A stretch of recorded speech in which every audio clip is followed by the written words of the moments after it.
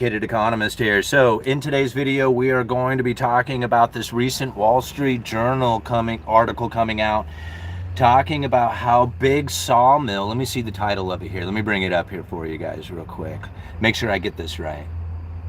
It says, lumber prices buoyed by big sawmill curtailment. Now, if you've been watching The Uneducated Economist for any length of time, you have heard me talk a lot about the mill curtailment that has taken place within the lumber industry, which is depleting the inventory. And this is going to cause lumber prices to skyrocket at some point in the future.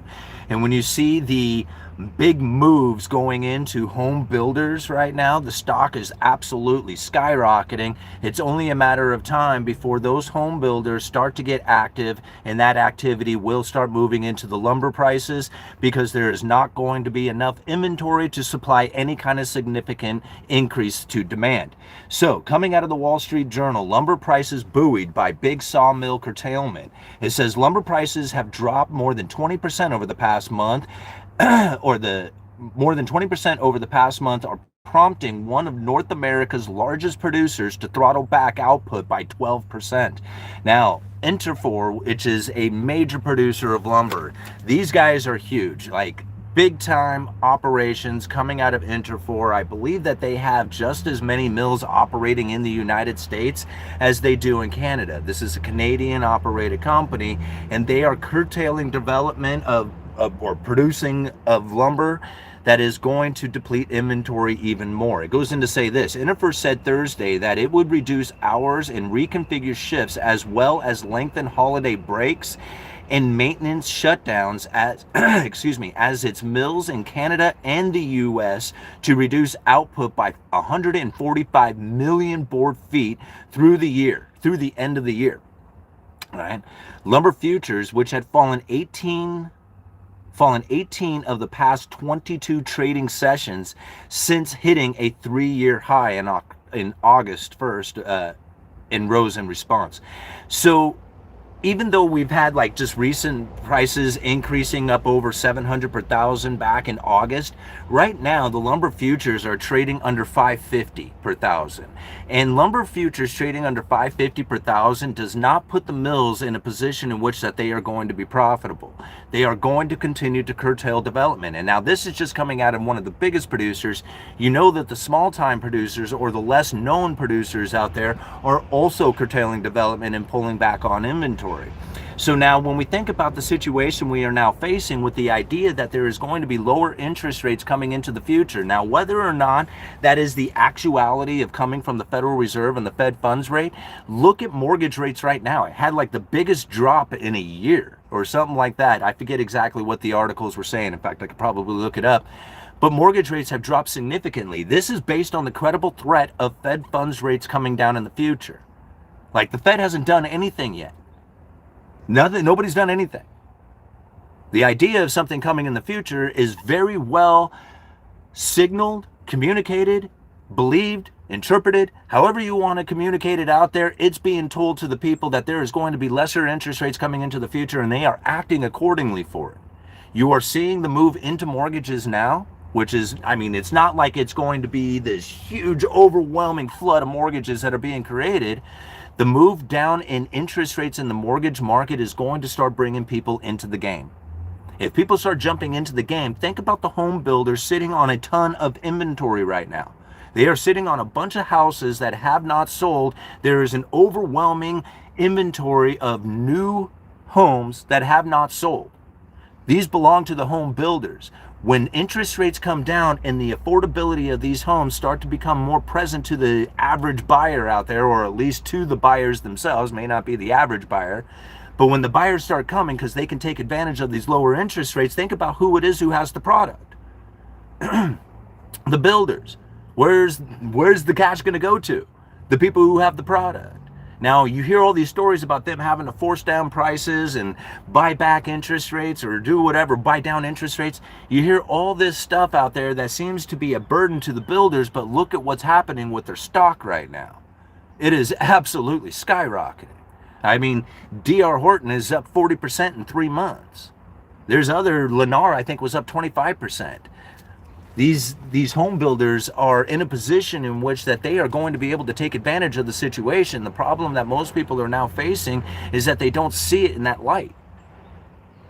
You know, even the idea that the home builders are now skyrocketing price due to the fact that Warren Buffett had invested a whole bunch of money into these home builders. I'm thinking to myself, that those articles came out like 3 weeks ago. These home builders have been on the move for 3 months. Right? It's not just a move into the stock because Warren Buffett is doing it. It's moving to the stock because there's a shift in the tides. That's the difference. And when you see those interest rates come down, if they do come down from the Federal Reserve, it's not going to be the big difference inside of the economy. When those interest rates come down based on the perception of the people, creating a situation in which those interest rates do come down, look at what takes place.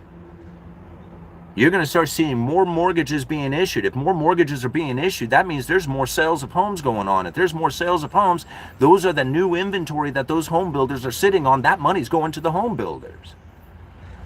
This is really what I see happening now out there inside of the game.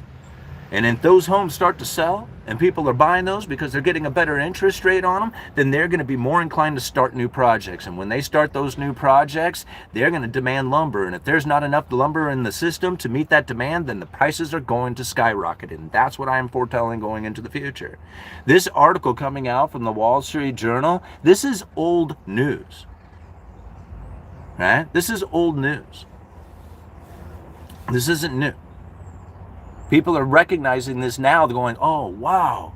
You mean like there isn't all this lumber coming from Canada that is going to, you know, cause the lumber prices to just absolutely skyrocket here in the United States because of the tariffs? And it was like, that story is not real. It never was real. I never took it into consideration. I never spread that misconception. I never spread that misbelief about it. I've said it the entire time. I've stuck to my guns the entire time on this. The mill curtailments are depleting the inventory. The home builders are not excited because of the high interest rates. Once the buyer comes back to market, is able to take advantage of lower interest rates and starts participating inside of the purchasing of new constructed homes, builders are going to take off. When they take off, so is lumber. Right? And the fact that they are curtailing development with 100, they're going to pull back 100, just this one mill operation, right? Or Interfor, right? Because there's tons of mill operations out there. This one company is going to be pulling back 145 million board feet through the end of the year. Right? Can you imagine what the rest of them are going to do if they add into this inventory depletion, this curtailment operation? Nail is up again. Absolutely it is. What's going on? How come we don't have any comments? Live chat. There we go. All right. Plot twist. The Fed knew they would get caught. Position credible threat theory into existence. Now you will keep investing something that might have failed. COVID. The Fed knew they would get caught. Yeah. When the interest rates comes down, that inflation will skyrocket because most money created are from loans. SD, I don't know if I necessarily believe that. Right? Because that's the logic that would have been, that if with that logic, the idea that quantitative easing 1, 2, 3, and 4 would have caused inflation. It didn't cause inflation. It caused asset prices to go up. And if that's what you're referring to, that's a little different from the inflationary scenario that the Federal Reserve would be looking for. Right? So if interest rates go down, doesn't necessarily mean that inflation is going to take off. I mean, most people are looking at it as the asset prices will move up, but that happened whether interest rates went down or up. I mean, I bought a house at 3 1/8% interest on a mortgage loan, and right now mortgages are over 6%, and the value of the estimated value of the house is well over what I paid for it. So interest rates went up and the asset went up too. Right? Very, very different from what it is that people intuitively think would happen. Because understanding that the monetary policy and the adjustment of interest rates is not necessarily the effective tool that goes into the economy. It's the perception of people's expectations, right? And how they lead and guide those expectations into the direction in which that they want, the Federal Reserve, the powers that be, into the direction they want in order to achieve the outcome they're looking for. And I mean, this is a perfect example of it. Think about what is happening right now within the mortgage rates, within the idea of selling of homes, all this stuff that is happening right now, right? People taking advantage of these lower interest rates, more mortgages being issued, buying these homes. Like, it's still suppressed market, but it's taking place. There's economic activity happening, and it's all based on the idea that Fed is going to be cutting rates soon. Right? Nothing has happened yet. All right. Where will all the money go into real estate now, Warren Buffett? This is a new world. The interest rates were at zero for years and we didn't get inflation of goods. I agree on asset prices though. Yep. And that's exactly it. M Rider 7, no, this is Wayne talking to M Rider 77. Oh, what is it? I would ask you if your town area is building fancy hospitals with big apartments next to the med campus. They look trendy today. Wow, that's actually sounding very similar to what's going on right here in my town, because I have a huge medical facility being put in across the street from the lumberyard. The Maritime Museum is like building a huge expansion building over there at the museum. There's apartment complexes going up. The hospital district is increasing. I mean, it's like, it's that. It's exactly like you're describing. All right.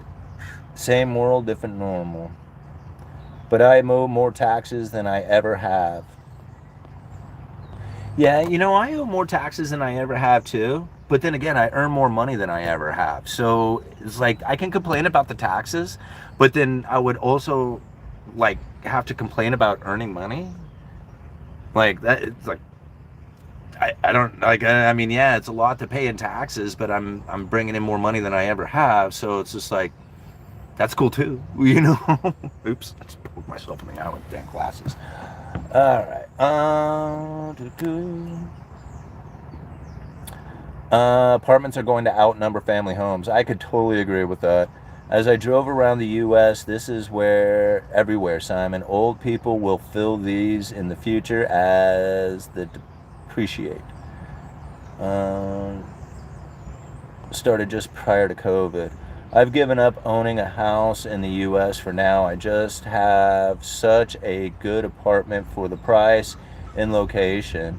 Well, there's nothing wrong, Laser Angel, there's nothing wrong with renting so long as you have a plan with it, right? If you are able to rent a very cheap apartment, you don't have to think about the maintenance or upkeep or anything like that, right? You just pay your rent, and it's a 30-day liability for the most part. Some people sign on a little longer than that. But for the most part, you got a 30-day liability. So at the end of 30 days, you can say, that's it, I'm done. And you may be, if you have no debt, 100% in assets and zero liabilities. And that's a very good position to be in. Most people don't have that in their life. And if you are in a position in life with your skill set that says, hey, I can go out there and I can earn money in many locations, and if I had the ability to relocate quickly, I can make money doing that. Being nimble is absolutely like incredibly valuable in that situation, and not owning a home but renting gives you that ability. And this is like what I think a lot of people end up missing. This is like, they tie themselves down to a location when they buy a house, and then they no longer have the idea of earning money in different locations because they're basically locked into the location in which that they purchased that house. So again, like, looking at it with a strategic fashion, renting isn't a bad thing, right? Like, a lot of people say, oh, renting is a waste of money. And it was just like, it's not. It's a 30-day liability. It doesn't mean you have to do it for 30 years, right? I mean, you might rent for a couple of months, spend a few $1,000s doing that, and then be able to relocate to another location and make money, way more money than you'd be making in your current location. That is an incredible feature to have within your life. Yeah. And I don't think people realize how valuable that really is.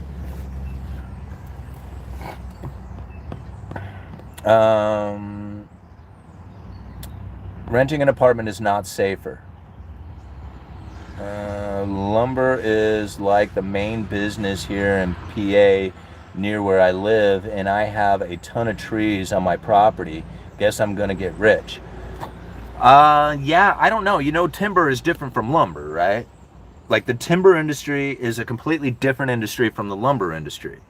And the timber industry is really a agricultural business, much like any other agricultural business when it comes to grain or any other harvested farmed item out there.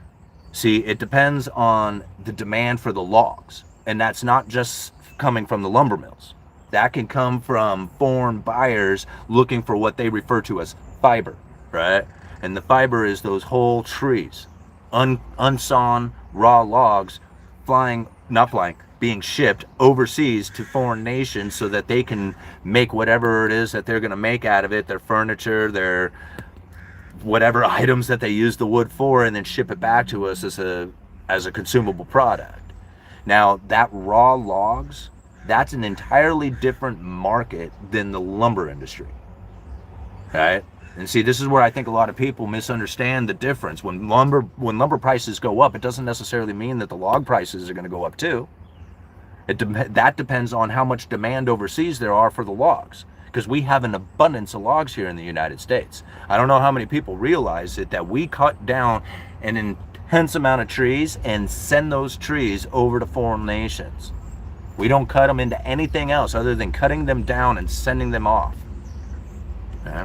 That industry is very different from the lumber industry, where you saw up particular logs into framing lumber, right? That gets used in the new construction market. That is an entirely different market. Yes, it uses logs, but it doesn't use all logs the same way. It's a particular log that they're looking for, as opposed to just having trees, you know?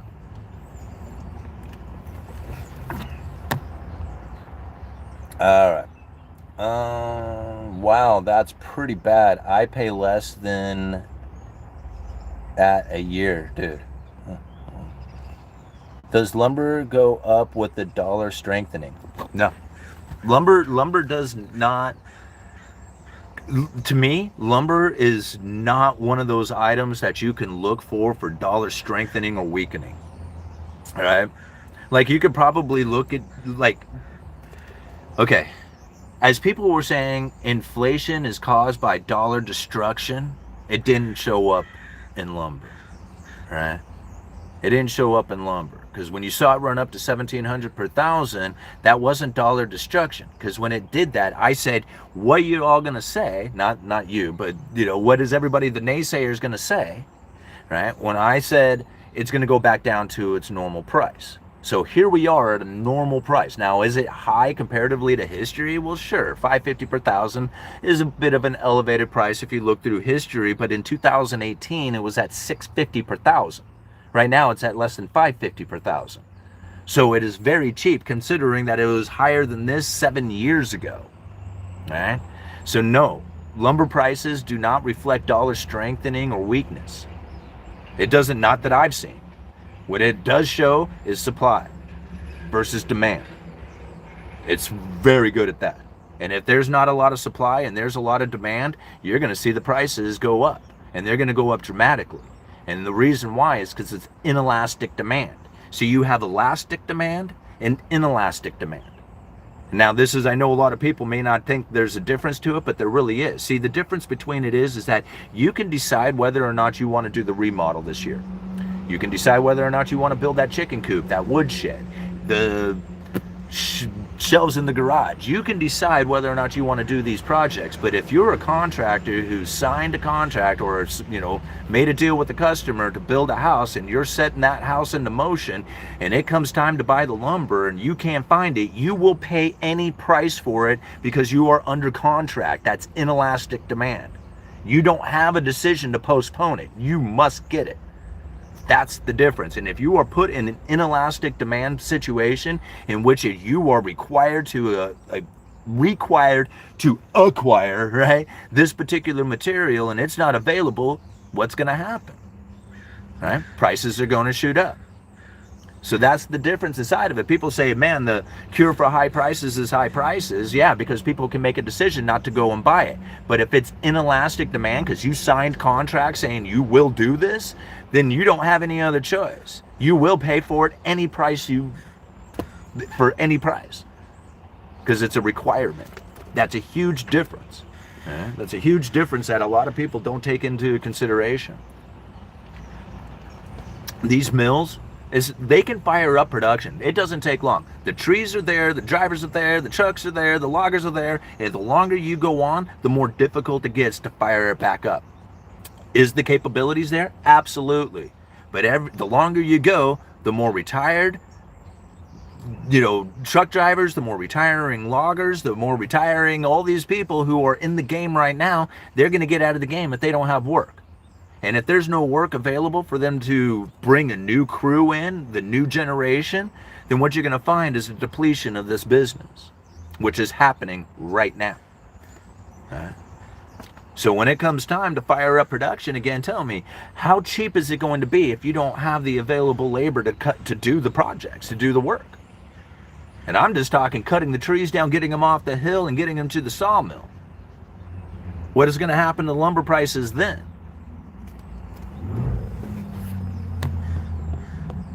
All right. Your first house is not a home. It should be treated as such as an asset.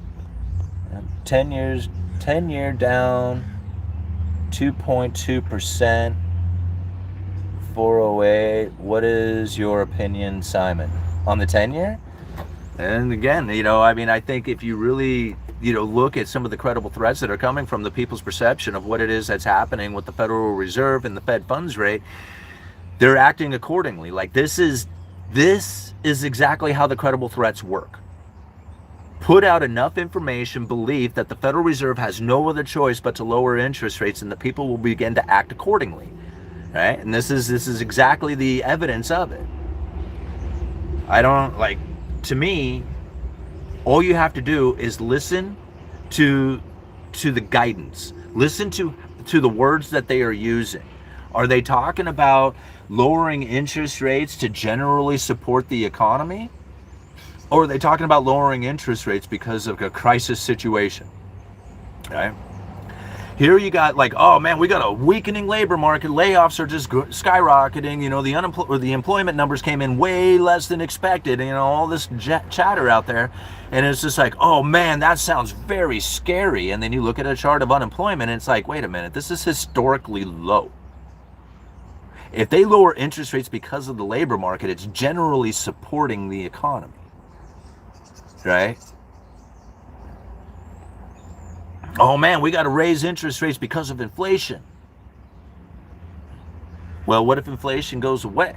What if there is no credible threat of inflation? What if the idea that the inflationary scenario doesn't manifest itself into the future and the Federal Reserve can lower interest rates in general support of the economy?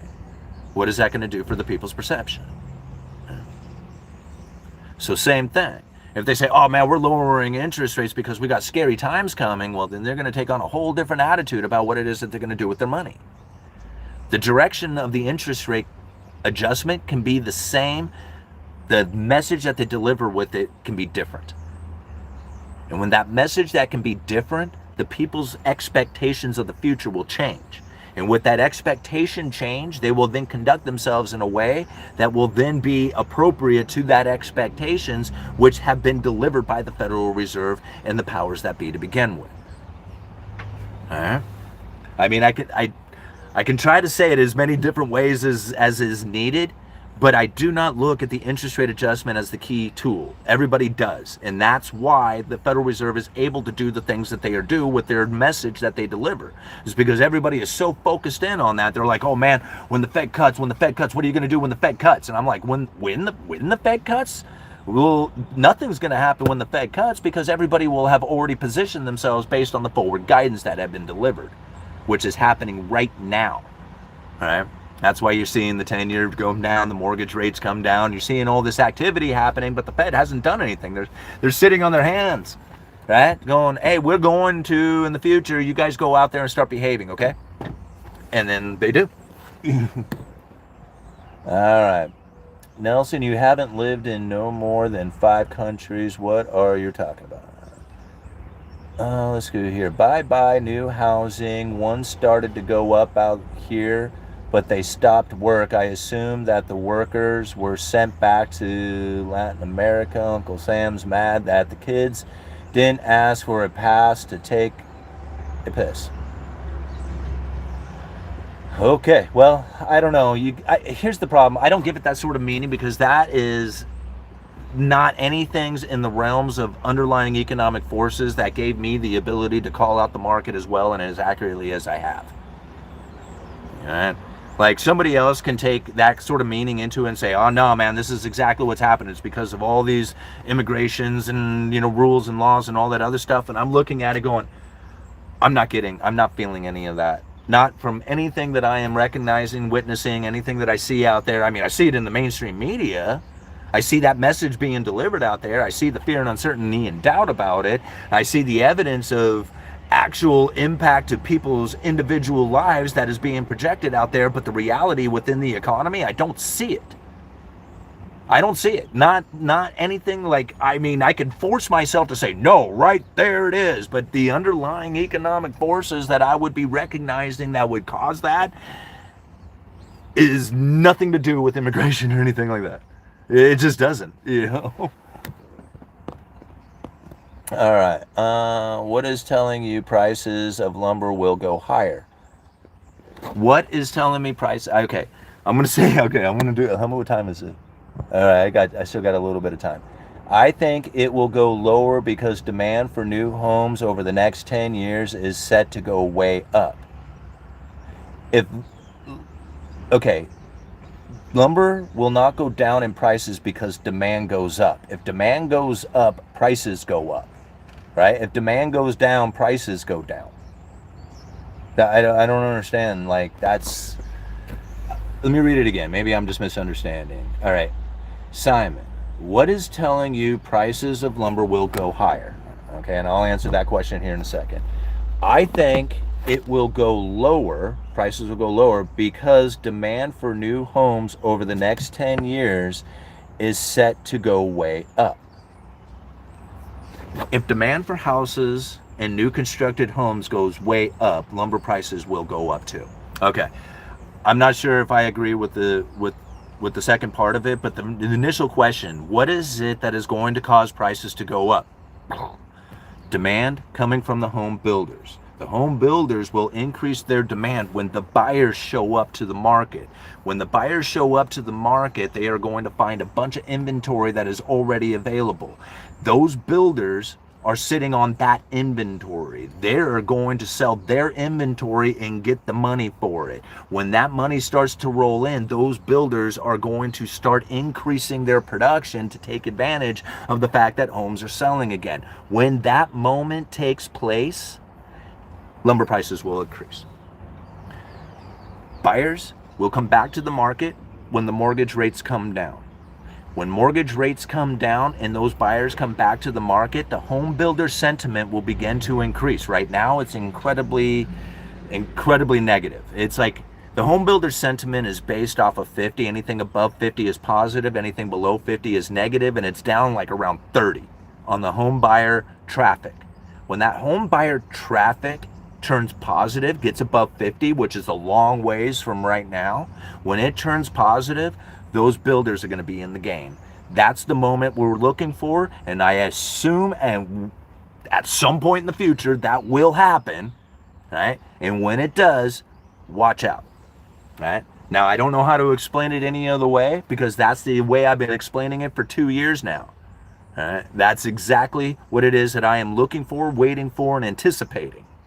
So when I made the move back in the middle of June, it's because I'm sitting here at the lumber yard and I'm talking to the vendors and I'm talking to the other salesmen out there and I'm talking to, mill operators and truck drivers and loggers, and I'm asking them, I'm like, hey man, does it feel like it's getting worse to you? And they're like, no. I said, it's pretty bad. And they're like, it's bad. I said, does it feel like it's deteriorating worse or does it feel like it's bottoming out? And everybody says, feels kind of like it's bottoming out. Like, we're working, not working as much as we would like, but there's still work out there. And it does seem to be times in which it feels like it's starting to increase. Not dramatically, but it has those moments. So it doesn't feel like it's slowing down. It doesn't feel like it's deteriorating. It feels deteriorated. But there are days in which that it doesn't feel that way, that there's actually an increase. To me, that feels like a bottom. So I jumped into it. I said, this is it. We are at the bottom in this market. I nailed it to the day. June 14th, go and look at all the builders, right? Look at all the builders stock out there and look at when I timed it. I put a video out there talking about, what it was that I was planning on doing, investing into the future. I forget exactly how I titled it. It wasn't a very popular video, but in that video, I talked about how it was that I was going to be buying into a leveraged ETF that tracked home builders and building suppliers. And people told me I was nuts, that you don't buy into leveraged ETFs in this fashion. This is not the way that you invest and all that. I mean, I've talked about this in several videos here just recently, but it's just showing, I mean, to me, that is evidence of how it is that you can use the credible threat theory to your advantage. I was able to look at my own industry that I am in, how it is that I then incorporated what my understanding of monetary policy, how it is that they use credible threat theories, and then put it all together and said, man, this is it. It's time to get in. I jumped into the game. Put my money where my mouth is. And everybody said I was crazy for doing it. And I thought to myself, well, I'm not smart enough to be worried about it. Like, I'm not educated enough in the stock market, into investing, into all the ideas of what it is that you're supposed to do with a leveraged ETF. I am not an understanding of any of that stuff. What I am in the understanding of is I can look around and I can say, things have shifted. I can tell. The phone calls are coming in more frequently. The demand seems to be kicking up a little bit. The inventory seems to be depleted. Man, if I say there's a bottom in the market, it's now. Why do bees come and mess with me? Come on, dude. Really? See, the problem is, the last time I got stung, I swelled up so bad that I thought, man, if it happens again, I'm going to have to go to the hospital.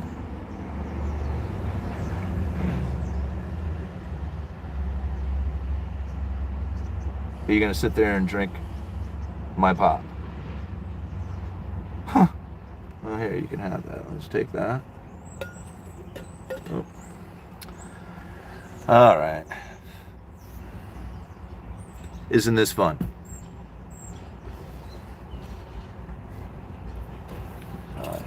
Oops. There you go. Okay. There he left.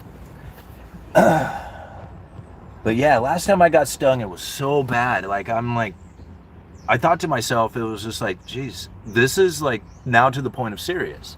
That, I used to raise bees and getting stung or something, it would hurt or whatever, and I would swell up a little bit. But the last time, it was just like my face started to swell up, and I was like feeling really dizzy and everything. And I'm like, man, this sucks, And so I get kind of worried about it. I don't want to end up at the hospital just because I got stung by a damn bee. All right. Credible threat of a sting. It really is, All right, when the buyers come back, will they be the top 20% change of buyers? Well, I would only assume that yes. Yes. That's going to be the market. I mean, I know a lot of people are very wishful and hopeful that they're going to be able to use their regular average day job in order to acquire that of what it had seemed to be the American dream. And part of that is owning homes, right? Or at least owning a home, maybe not many homes, but at least owning a home. And the unfortunate consequences of now living in this time in the cycle is that the average job isn't going to do it anymore. It's just not. So it's not like it's a bad thing. I mean, it is a bad thing for people who are hoping and wishing and dreaming that it is going to be working for them. But it's not a bad thing in the sense that that it's not going to be enough. You're going to have to do more. But there's so many opportunities to do more, right? And this is where I think a lot of people get very discouraged, especially get mad at me saying like, oh man, you must just work for the New World Order and you want everybody to be a slave and working, 15 hours a day or whatever. And I'm like, I don't care what you do, right? It's not up to me to decide what it is that you're going to do. I'm talking about what it is that I have done in order to acquire a house in this time, right? Which wasn't easy, and with a regular average day job and no college education and no business and no family inheritance and nothing like that going on, I was able to acquire a house. Now people say, man, we all can't have a YouTube channel. You're right. We all can't have a YouTube channel. I mean, I believe differently. I think we all could, but you're right. Not everybody's going to have a YouTube channel, but I worked this YouTube channel like it was a second job, like it was a business. Other people can do something with their life in order to acquire the extra money that they need in order to acquire a house, right? All the money beyond the money you're already making. And when I hear people say, well, what is it that can be done? And I'm thinking nothing can be done out there except for you to change what it is that you are doing. That's it. That's the only thing that could be done, because there's nobody coming. There's literally nobody coming. And if they did show up, they would be lying, because they have no way of fixing it. Not fixing it so that you can do it. I mean, not in the way that you can do it with what you are doing today and not changing anything about your behavior. Like, there's nobody coming to fix that part of it. If you do not change the way that you are conducting, why did you come back, bro? Like, do you like it in here or something?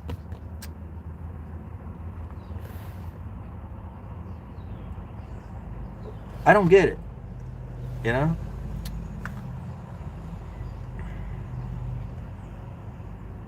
This is fun, huh? Alright. Come on out, bud.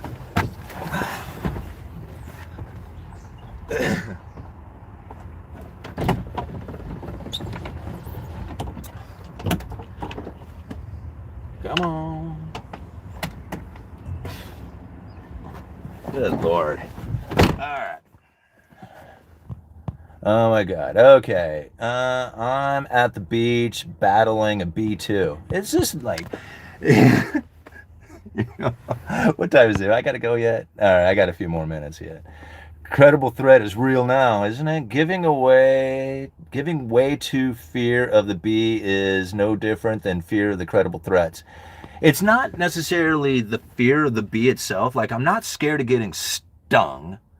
I'm scared of the results of what ends up happening from getting stung. Like, if I can avoid the sting and not have to go to the hospital, I'm going to do that. Like, I'm not scared of getting stung, and I'm not even scared of going to the hospital. It's right across the street. Like, literally, I can see it from here, And so it's like, none of that is the concerning part of it. It's the time that I have to deal with because of something as simple as a bee sting. It's just like, good Lord, is this really happening to my life now? There was a time I never concerned myself with it. The efforts of the sting is the economy anticipating the fear. Yeah, it's just like time and effort equals wealth. We have to do the work. I get it, having fun too. All right, the unfrightened economist is the severe life-changing allergic reaction that can occur rapidly after exposure to an allergen. Yeah, what is it called? Anaphylaxis. Thank you, Wayne. Yeah, and I'm only assuming that must have happened. I don't want to test the theory, It was just like, here, sting me and see if I have to go to the hospital. Then I'll know. It's just like, that's a horrible way of figuring it out. Could you talk about what exactly is causing low demand for housing? Is it purely because people can't afford it? Yes, because what ends up happening is that as the increase of money comes into the country, comes into the state, comes into the economy, however you want to consider that, then what you end up having is a separation between the rich and the poor. And there's no better obvious signal of a separation between the rich and the poor and the abundance of money than the rents and the leases that people pay. And so we don't really have to look that far. You can find it in the Cantillon essay. Right, Cantillon essay on economic theory. There's a link down in the description where you can go to Amazon and get this essay. It's an affiliate link, so I'll get a little commission if you buy the essay off of Amazon, but you don't have to buy the essay off of Amazon. You can get it for free at the Mises Institute. And so if you just Google Cantillon essay on economic theory, it should pop right up at the Mises Institute, and you can download that PDF and you can read this essay for free. But if you do click on that affiliate link and if you do click on that affiliate link and buy something from Amazon, I will also get a little commission off of that, so long as you put the item in the cart within the first 24 hours and buy it within 30 days. So, that's another way you can support the Uneducated Economist. Okay, where is that at?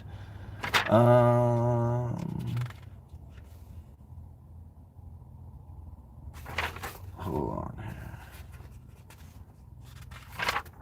There is a spot in here that talks about, let me see, maybe it's in...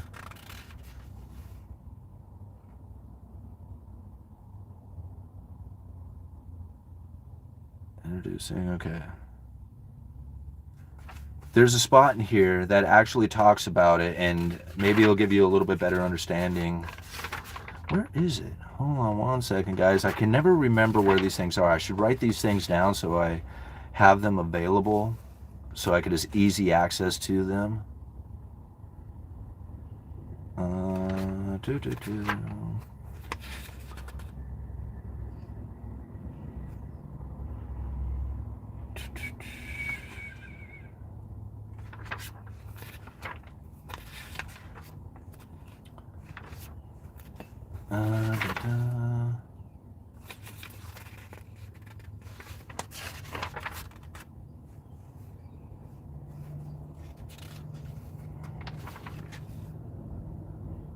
Shoot, guys. Oh, I'm sorry. I can't find it right offhand. I'm probably, as soon as I end the video, I'll probably be able to find it. But ultimately, what ends up happening is that you have to think, when you have a producing, saving nation, if you are building stuff and you are selling that stuff out there to the world is sending you their money.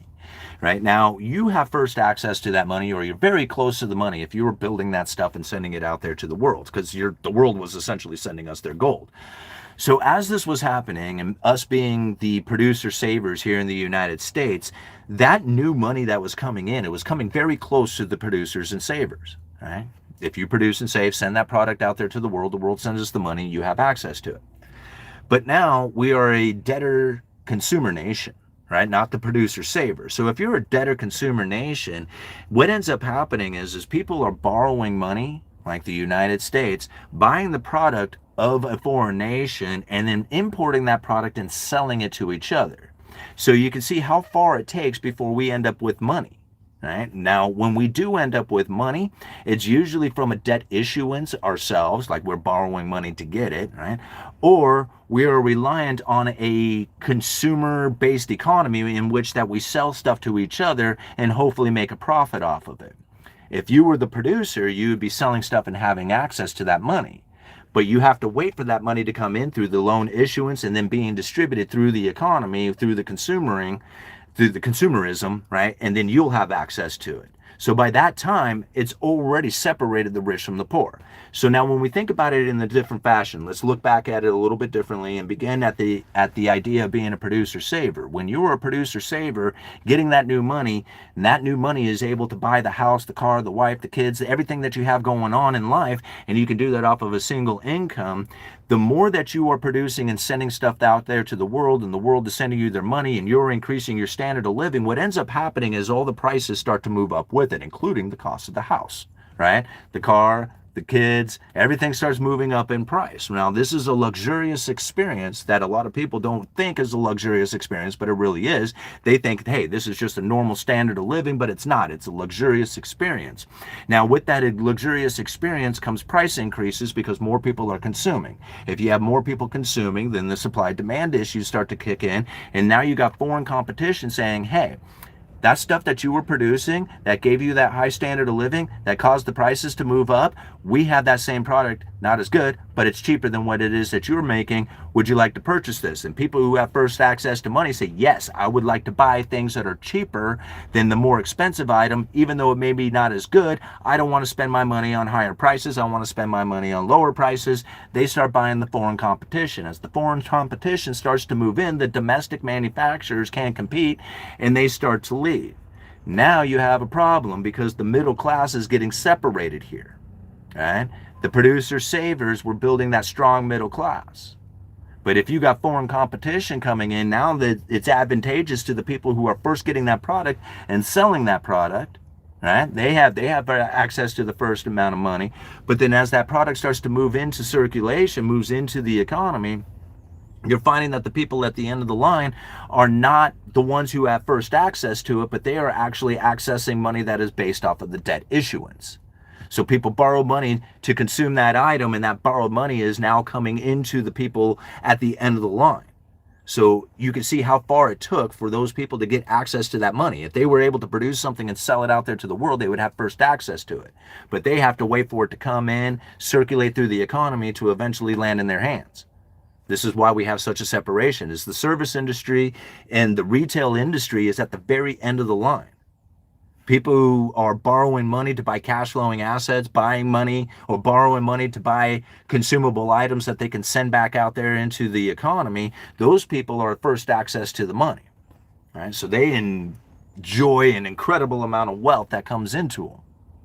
Everybody else has to work desperately hard at an hourly wage in order to try and acquire that's what it is that they need in order to buy what they felt was the American standard of living. But that's not the American standard of living, because the American standard of living was based off of producers and savers, not off of debtors consumers.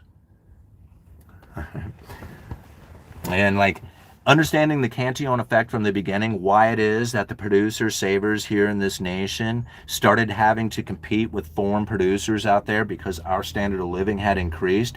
Understanding that little bit at the beginning, right? That it wasn't due to politics, it wasn't due to anything other than the underlying economic forces. Understanding that part of it that created the initial separation that really we are now facing with the consequence is a result of new money constantly pouring in. If the new money had come from production, then we wouldn't be facing this problem.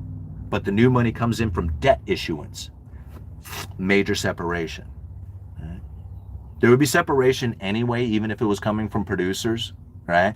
Because the people who are producing and getting that money. But the thing is that that money coming into the United States would then give the ability to people who are not the producers. They would be very close to the money because the producers are then spending that money on the wants and needs that they want, in their life. And then the people who are having access to that. So if you were like the idea of being a producer, getting the new money coming in from from selling it to the foreign nations that are out there, when you get that new money in, your wants, your needs, your desires will then start spending into the economy. You'll be hiring carpenters and the furniture, like the furniture stores everywhere, like you'll be spending your money everywhere, that it goes. And so with that idea that you are able to take that money and then put it back into the economy here locally, this is really what starts to create that strong middle class rising standard of living, being able to afford a house and all the other stuff that comes with it that people are looking for. But if you're doing this through debt issuance, you're buying the production of a foreign nation, bringing it into this nation and selling it to each other, you're going to have a huge separation between the rich and the poor. And the people at the end of the line won't be able to have that American standard of living that they had believed that was something so simple and easy to do with just a regular job. It doesn't work like that anymore. I gotta go, guys. This was fun. Uneducated Economist. You let me know.